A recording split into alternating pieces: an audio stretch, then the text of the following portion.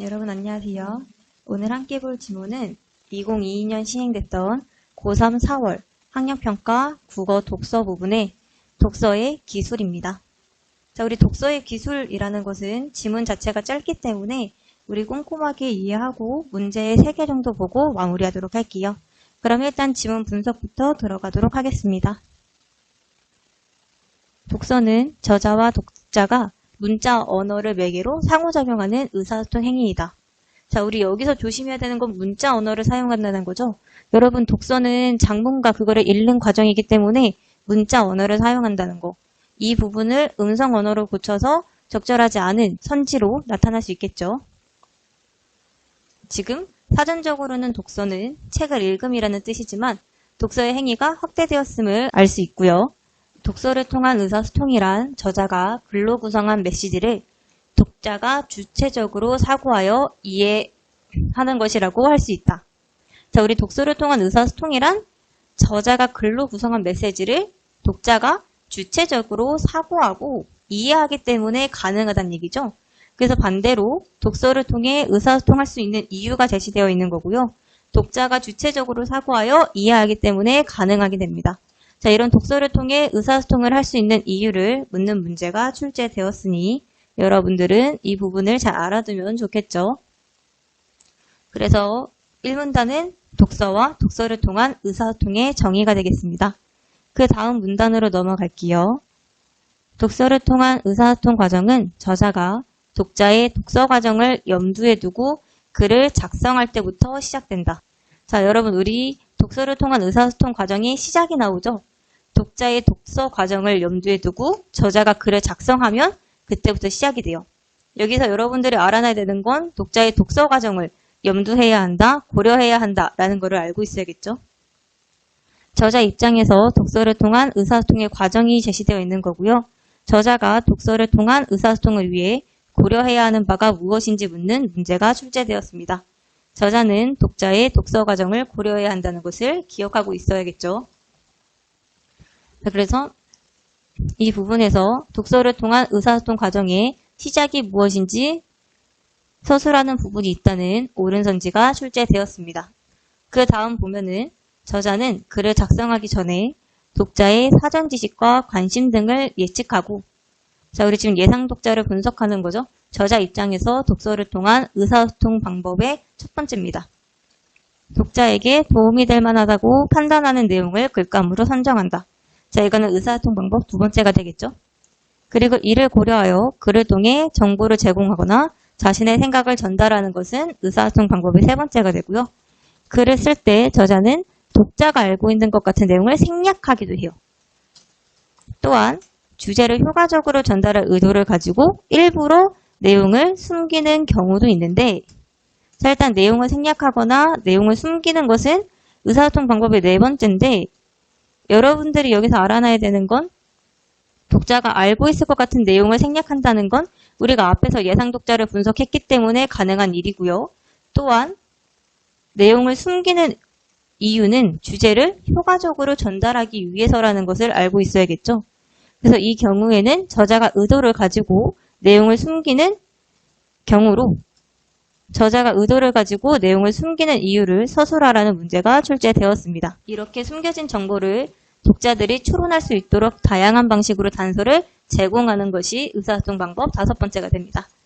자, 여기까지 저자 입장에서 독자를 통한 의사소통의 방법을 묻는 문제나 윗글을 이해한 내용으로 적절한 문제를 찾는 것이 출제되었습니다. 또한 독자의 독서 과정을 염두에 두고 글을 작성한다는 옳은 선지가 출제되었으니 여러분들은 두 번째 문단에 어떤 내용이 있고 저자 입장인지 독자 입장인지 알아두는 게 중요하겠죠. 자, 다시 말해 저자는 독자의 독서 과정을 끊임없이 의식하며 글을 쓰고 의사소통하는 것이다. 자, 우리 앞에서도 독자의 독서 과정 염두에 두고 글을 작성한다라고 했는데 마지막에도 독자의 독서 과정을 끊임없이 의식하며 글을 쓰고 의사소통한다라고 다시 언급해주고 있는 거죠. 그만큼 여러분들이 저자는 독자의 독서 과정을 염두에 두고 글을 쓴다는 것을 알아둬야 하는 거겠죠. 그래서 두 번째 문단은 저자 입장에서의 독서를 통한 의사소통 과정이 됩니다. 마지막 문단으로 넘어갈게요. 우리 두 번째 문단에서 저자 입장 나왔으니까 마지막 문단은 당연히 독자 입장에 나와야겠죠. 자, 마지막 보면은 그렇다면 독자의 입장에서 저자와의 의사소통은 어떠한 방식으로 이루어지는 것일까? 지금 질문을 통해 독자의 흥미나 관심을 유도하고 있고요. 해당 질문의 답으로 적절하지 않은 것을 찾으라는 문제가 출제되었습니다. 독자는 저자가 전하는 메시지를 이해하며 글의 주제를 파악하는 것으로 저자와의 의사소통에 응한다. 자, 우리 아까 앞에서는 저자가 독자의 독서 과정을 염두에 두고 글을 작성하면서 의사소통 과정이 시작된다라고 했고, 자, 독자는 저자의 메시지를 이해하고 주제를 파악하면서 이 의사소통에 응하게 된대요. 자, 그렇다면 메시지를 이해하고 주제를 파악하는 것은 독자 입장에서 독서를 통한 의사소통 방법이 되는 거겠죠. 저자와의 의사소통 방식을 묻는 문제에 글의 메시지를 이해하여 주제를 파악하는 것이 옳은 선지로 출제되었습니다. 그 다음으로 가면 글을 읽으며 지식이나 정보를 새로 습득하기도 하고, 자, 이거는 독자 입장에서 독서를 통한 의사소통 방법 두 번째가 되고요. 자신이 가졌던 의문점을 해소하기도 한다. 이건 의사소통 방법 세 번째죠. 또한 글을 읽으면서 숨겨진 내용이나 저자의 의도를 추론하며 깊이 있게 글을 이해하고자 노력한다. 자, 이거는 의사소통 방법 네 번째가 되겠죠. 자, 이렇게 이해한 내용을 바탕으로 저자의 생각에 공감하거나 저자의 생각을 비판하기도 하는데, 자, 여러분 이 부분에서 독자는 비판적 시각이 필요하다라는 옳은 선지가 출제되었으니 여러분들은 비판적 시각이 필요하다는 것까지 알아두면 될 것 같습니다. 나아가 독서를 하며 새로 생긴 의문점을 해소하기 위해 다른 글을 찾아 읽는 등 독서 활동을 확장하기도 하는 게 의사소통 방법 여섯 번째가 되겠죠. 자, 이러한 의사소통 과정을 통해, 자, 우리 이제까지 나왔던 의사소통 방법 1번부터 6번까지의 과정을 통해 독자는 자신의 배경 지식과 독해 능력, 독서 태도 등에 따라 글의 의미를 재구성하게 됩니다. 자, 그렇다면 글의 의미를 재구성한다는 것은 의사소통 과정을 통해 독자가 얻을 수 있는 것이고요. 책의 내용을 서로 다르게 기억하는 이유를 묻는 문제에 독자는 배경 지식과 독해 능력 등에 따라 글의 의미를 재구성하기 때문이라는 옳은 선지가, 보기와의 공통점을 묻는 문제에 글의 의미를 구성하기 위해 배경 지식을 활용해야 한다는 입장이라는 옳은 선지가 출제되었습니다. 즉 독자는 저자가 전달하려는 메시지를 단순히 이해하는 것에서 그치지 않고 저자가 전달하려는 메시지를 단순히 이해하는 것은 우리 아까 앞에 나왔던 독자 입장에서 독서를 통한 의사소통 방법 첫 번째랑 연관되어 있는 거고요. 근데 여기에서 그치지 않고 능동적으로 의사소통 과정에 참여하는 것이다. 그렇다면 능동적으로 의사소통 과정에 참여하는 것은 독자 입장에서 독서를 통한 의사소통 방법 2번에서 6번까지랑 연관되어 있다고 볼 수 있는 거겠죠. 그래서 마지막 문단은 독자 입장에서의 독서를 통한 의사소통 과정이 되었습니다. 자, 그러면 이와 관련된 문제 3개 정도만 풀어보고 영상 마무리하도록 할게요. 우리가 먼저 볼 문제는 11번 문제입니다. 자, 윗글을 바탕으로 할 때 보기의 빈칸에 들어갈 말로 적절한 것을 고르는 문제고요. 보기는 B의 대사에서 독자가 추론할 수 있게 하는 것은 저자의 입장에서 삐리리 할 수 있다는 점에서 중요해. 여기에 들어갈 말을 찾는 겁니다. 자, 이거 한번 풀어볼 시간 줄 테니 풀어보도록 해요.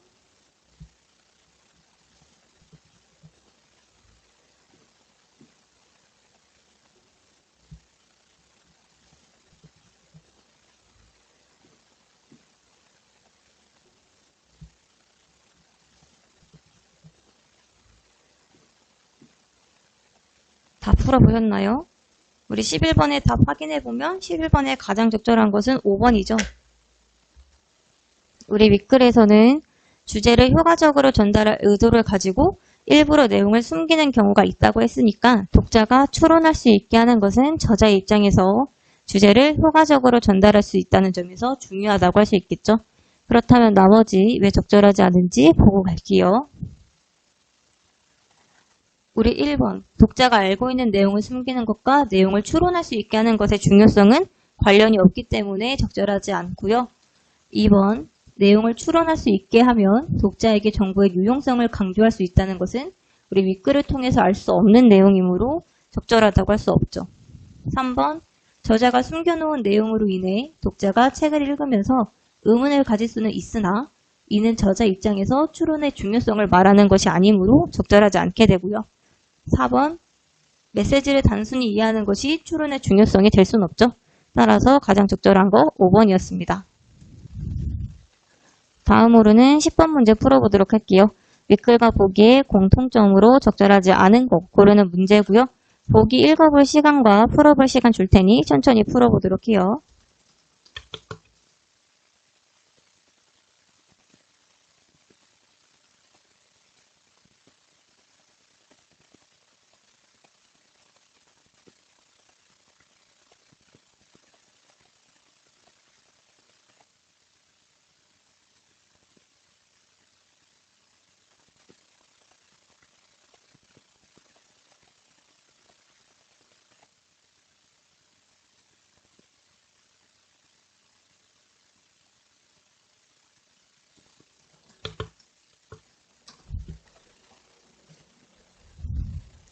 여러분 다 풀어보셨나요? 우리 10번에 공통점으로 적절하지 않은 것은 바로 4번이죠. 자, 우리 윗글에는 독서 활동의 확장에 대한 내용이 언급되어 있지만 우리 보기에 책의 내용에 대해 의문을 제기하고 그에 대한 답을 찾아야 한다는 내용은 제시되어 있지만 이 내용을 다른 글을 찾아 읽는 등 독서 활동을 확장하는 것이라고는 이해할 수 없기 때문에 윗글과 보기에 공통점이 될 수 없고요. 나머지 적절한 이유 보고 넘어가도록 할게요. 자, 우리 1번은 보기는 책에 생략된 정보가 있을 수도 있다 라고 제시되어 있고 윗글은 내용을 생략하기도 한다 라고 제시되어 있으므로 저자가 내용을 생략할 수 있다고 보는 것은 윗글과 보기의 공통점이라고 할 수 있죠. 2번, 보기에 책의 내용에 대해 의문을 제기하고 그에 대한 답을 찾으며 라고 제시되어 있고 윗글은 자신이 가졌던 의문점을 해소한다 라고 제시되어 있으므로 독서를 통해 자신이 가지고 있던 의문점을 해소할 수 있다고 보는 것은 윗글과 보기의 공통점이라고 할 수 있겠죠.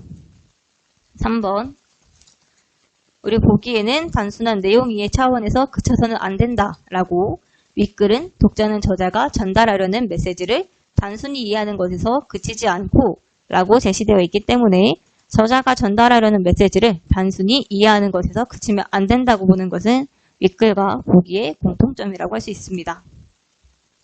5번, 보기에 책을 쓴 목적이나 주제가 감춰져 있을 수도 있으므로 앞뒤 맥락의 논리적 관계를 따져 이를 추론하며 읽어야 한다 라고 제시되어 있고 윗글은 숨겨진 정보를 독자들이 추론할 수 있도록 다양한 방식으로 단서를 제공하기도 한다 라고 제시되어 있으므로 저자가 독자의 추론을 유도할 수 있다고 보는 것은 윗글과 보기의 공통점이라고 할 수 있겠죠. 그 다음으로 12번 문제 풀어보도록 할게요. 12번은 보기가 잘려서 보이기 때문에 일단 보기 윗부분 읽을 시간 먼저 줄게요.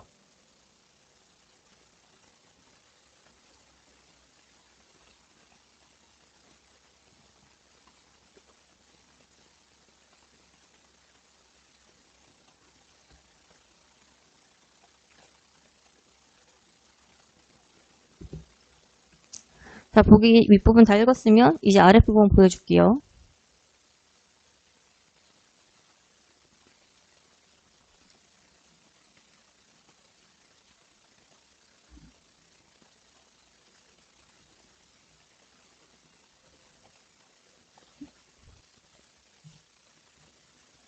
여러분 이렇게 하면 보기랑 문제가 다 보이네요. 저 12번 풀어볼 시간 줄 테니 한번 풀어보도록 합시다.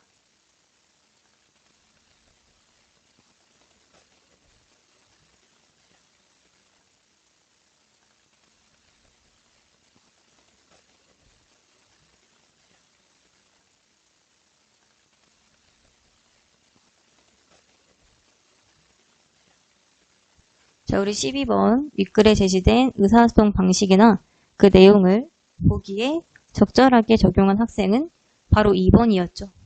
고전이 읽을수록 새로운 맛이 우러나온다는 것은 인정해. 나도 같은 고전책을 여러 번 읽어도 읽을 때마다 새롭게 느껴지거든. 자, 우리 윗글에서는 저자의 생각에 공감하는 것도 의사소통 방식이라고 나와 있으므로 윗글에 제시된 의사소통 방식을 적절하게 적용했다고 할 수 있죠. 나머지가 적절하지 않은 이유 보고 갈게요. 자, 1번. 우엽지의 주인공과 박지원 책들의 주인공이 어떻게 다르다고 생각했을까? 자, 우리 윗글에는 새로 생긴 의문점을 해소하기 위해 다른 글을 찾아 읽는 등 독서 활동을 확장한다고 제시되어 있는데 우리 1번에는 새로 생긴 의문점은 맞으나 이것을 해소하기 위한 다른 방안이 제시되어 있지 않기 때문에 의사소통 방식을 적절하게 적용했다고 할 수 없겠죠. 3번. 박지원이 우리의 조상이라는 점에서 보기에 저자가 재밌게 읽은 고전이 우리의 조상이 쓴 것이라고 추론할 수 있었어. 자, 우리 3번은 내가 재미를 들은 최초의 고전이 우리의 조상이 쓴 것이라고 이미 제시가 되어 있기 때문에 이것은 추론을 할 필요가 없는 거죠. 제시된 내용이기에 따라서 의사소통 방식을 적절하게 적용했다고 볼 수 없겠죠. 4번. 보기에 저자가 주 몇 시간을 책을 읽었을까? 답을 찾기 위해 저자가 쓴 다른 수필을 찾아봐야겠어. 우리 이것도 일주일에 단 1시간이라고 제시되어 있으므로 저자가 쓴 다른 수필을 찾아서 질문을 해결할 필요가 없는 거죠. 마지막 5번. 저자는 고전의 문장을 어떻게 생각하는지 의도적으로 내용을 숨기고 있으니까 우리가 추론을 통해 알아내야 해. 자, 하지만 우리 보기에는 보석처럼 단단하고 품이 있는 문장은 아름답기까지 했다 라고 고전의 문장을 어떻게 생각하는지 제시되어 있으므로 작가가 의도적으로 내용을 숨긴 것도 아니고 우리가 추론을 통해 알아내야 하는 사항도 아닌 거죠. 따라서 적절하게 적용한 학생은 2번이 된다고 할 수 있습니다. 마지막으로 시험 문제 하나만 더 보고 마무리할게요. 기억의 답으로 적절하지 않은 것을 고르는 거고 기억은 독자의 입장에서 저자와의 의사소통은 어떠한 방식으로 이루어지는 것일까? 입니다. 한번 풀어봅시다.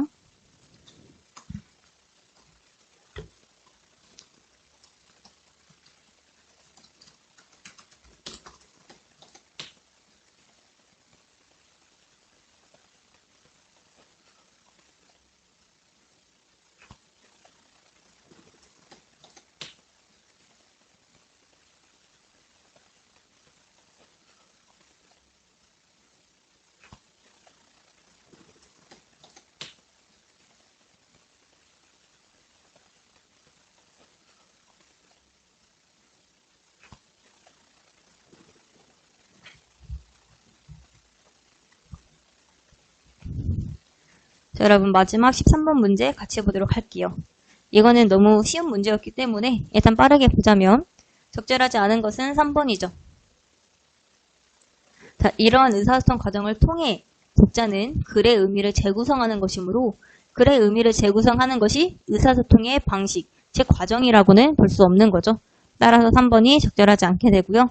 자, 글의 주제 파악하면서 이루어진다는 여기 글의 주제를 파악하는 것 나와 있고요. 2번, 의문을 해소하면서 이루어진다.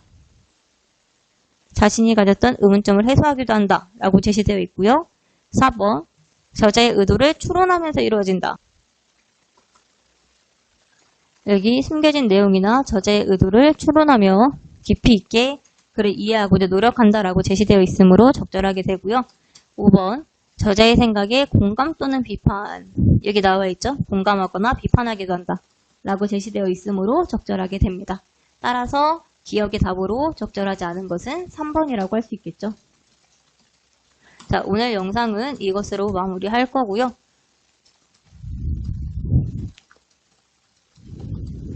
오늘 본 이 모든 자료는 나무 아카데미에서 활용할 수 있습니다.